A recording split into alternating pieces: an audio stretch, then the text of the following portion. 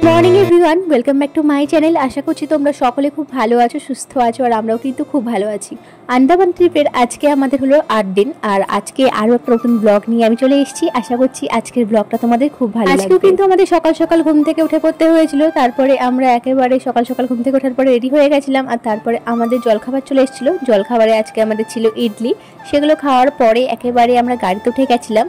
আর এখন কিন্তু আমরা চলে যাচ্ছি প্রথমে মাউন্ট হেরিয়েন্ট পার্ক। এই কদিন ধরে যে আমরা আন্দামানে ঘুরছি, এই কদিন না একদম বৃষ্টির মুখোমুখি আমাদের পড়তে হয়নি, ওই টুকটাক বৃষ্টি হয়েছিল ওই আর কি। তবে দেখো আজকে সকালবেলা যখন রেডি হয়ে গাড়িতে উঠলাম, তারপরে ভীষণ বৃষ্টি শুরু হয়ে গেছিলো। তারপরে এখানটায় যখন আসলাম একেবারে কি জানি হলো, ওয়েদারটা একদম চেঞ্জ হয়ে গেছিলো, আর ভীষণ রোদও হয়েছিল, আর মানে কোনো রকম বৃষ্টিও ছিল না। আপাতত এখন আমরা বেশ ভালো ঘুরছিলাম। তুলে দেবো, যাও যাও, এটা আপনার দোল দিচ্ছে দেখ।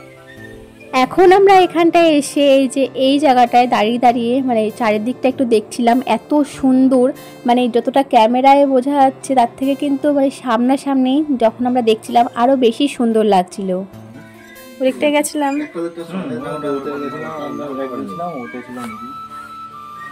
হ্যাঁ ওদিকটায়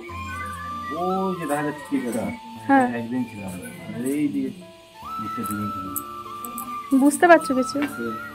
কেন বোঝা যাবে না? ওই তো দ্বীপ বোঝা যাচ্ছে না তো। ও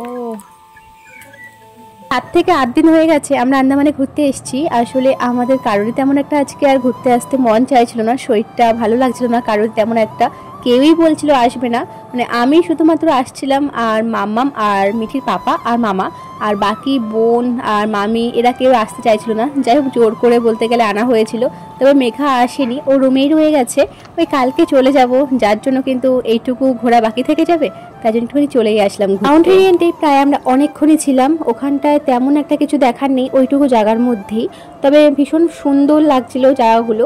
তো ওইটুকুর মধ্যে আমরা একটু ঘুরছিলাম, ছবি তুললাম, তারপর দেখো আমাদের গাড়ি চলে এসেছিল, আর তারপরে আমরা এই জায়গাটায় চলে এসেছি। জায়গাটা দেখে তোমরা হয়তো কিছুটা বুঝতে পারছো, হ্যাঁ পুরনো যে 20 টাকার নোট ছিল, নোটের পেছনে যে ছবিটা ছিল, দুটো নারকেল গাছ আর একটা দ্বীপ মতো, তো এই যে এই জায়গাটা কিন্তু, তো এটা আমরা মাউন্ট হেরিয়েন্ট থেকে যখন ফিরছিলাম বা আমরা যাওয়ার সময় দেখেছি, তবে ভেবেছিলাম আসার সময় এখানে দাঁড়িয়ে ছবি তুলবো।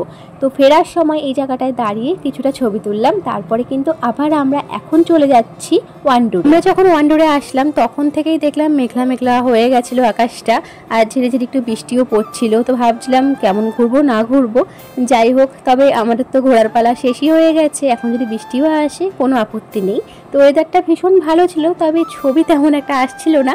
আর দেখো ভিডিও যে করছিলাম আমি, ভিডিওগুলো কিন্তু মানে একটু অনুজ্জ্বল লাগছিল, দেখো তোমরা দেখে বুঝতেই পারবে। হয়তো এখানটায় এসে ভাবছিলাম লাঞ্চ করব, তবে এখানটায় লাঞ্চের ব্যবস্থা তেমন একটা কিছুই নেই। বিরিয়ানি পেয়ে গেছিলাম, তবে এই বিরিয়ানির জন্য আমাদেরকে আধ ঘন্টা ওয়েট করতে হয়েছিল, আসলে সঙ্গে সঙ্গে বানিয়ে দেয় তার জন্য। তো সমস্ত কিছু রেডি থাকে, জাস্ট ওই বানাতে যেটুকু টাইম লাগবে সেগুলোর জন্যই কিন্তু আমাদেরকে 30 মিনিট ওয়েট করতে হয়েছিল।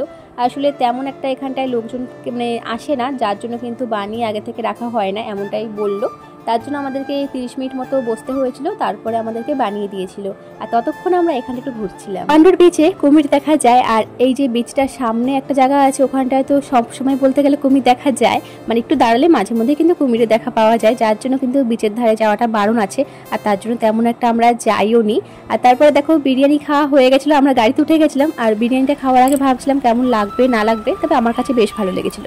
তারপরে আর কি গাড়িতে ওঠার পর এত বৃষ্টি শুরু হলো, তারপরে গাড়িতে উঠে সোজা চলে এসেছিলাম আমাদের। আসার পরে মাছ বাজার করে নিয়ে আসা হয়েছিল, তারপরে মামি এত সুন্দর একটা মাছের ঝাল করেছিল, আর এখানটায় আলু ভাজা, বেগুন ভাজা, মানে রাতে রান্নাবান্নাগুলো চলছিল। আর এই মাছটার নাম আমার ঠিক মনে নেই, আসলে এখানটায় তো সমস্ত কিছুই মানে সামুদ্রিক মাছই, আর ওই কাতলা তো ওগুলো পাওয়া যায় না। তারপরে আমরা একেবারে রাত্রির খাবারটা করে নিয়েছিলাম, কারণ ঘরের খাবার সব থেকে বেশি ভালো লাগে। আর তারপরে পরের দিন সকাল সকাল একদম রেডি হয়ে গেছিলাম, কারণ আজকে আমরা বাড়িতে চলে যাচ্ছি। সকালবেলা উঠে না একদম আর ভিডিও অন করতে পারিনি, কারণ ভীষণ ব্যস্ততার মধ্যে সকলে ছিলাম। আর তারপরে দেখো আমরা এখন চলে এসেছি এয়ারপোর্টে। তবে হ্যাঁ আন্দামান কিন্তু আমরা ভীষণ ভালো ঘুরেছি, আর খুব মিসও করবো। বিশেষ করে এই দেখো আমার মামামকে নিয়ে এসেছিলাম, যার জন্য এত মজা হয়েছিল, সকলে মিলে এসেছিলাম যার জন্য। আর মাম্মু কিন্তু যার জন্য একটুও জ্বালাতন করেনি, সকলকে কাছে পেয়ে গেছিল, যেমন নিজের লোকটা একদম যখন কাছে ছিল মামামের, তার জন্য কিন্তু একদমই দুষ্টুমি করেনি, আর একটুও জ্বালাতন কিন্তু আমাকে করেনি এখানে আসা। আমাকে এত দূরে প্রথম নিয়ে গেছি, তাও আবার ফ্লাইটে করে, মানে প্রথমবার এই অভিজ্ঞতা ওর, তো সেই অভিজ্ঞতাটা তোমাদের সঙ্গে পরের ভিডিওতে আমি শেয়ার করব। আসলে এই ফ্লাইটের মধ্যে না সেই 3 ঘন্টা ধরে বলতে গেলে বসেই থাকতে হয়েছিল। প্রথমে তো ভীষণ ভয় পাচ্ছিলাম কি হবে না হবে, আর মামামকে নিয়ে যাচ্ছি কেমন অভিজ্ঞতা হবে।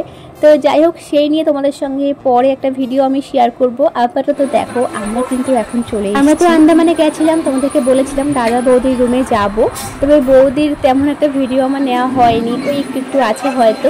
যাই হোক, তারপরে একেবারে যখন আমরা বাড়িতে ফিরছিলাম, মানে আমাদের সঙ্গে কিন্তু এখন বৌদিও রয়েছে, বৌদিকে একেবারে সাথে করে নিয়ে আমরা চলে এসেছি। দাদা আসেনি, দাদা কতদিন পরে আসবে। যাই হোক, এখন দেখো আমার মামাম কিন্তু অনুমিমিকে একদমই ছাড়ছিল না, কারণ এতটা পথ বলতে গেলে ওর কাছে ছিল।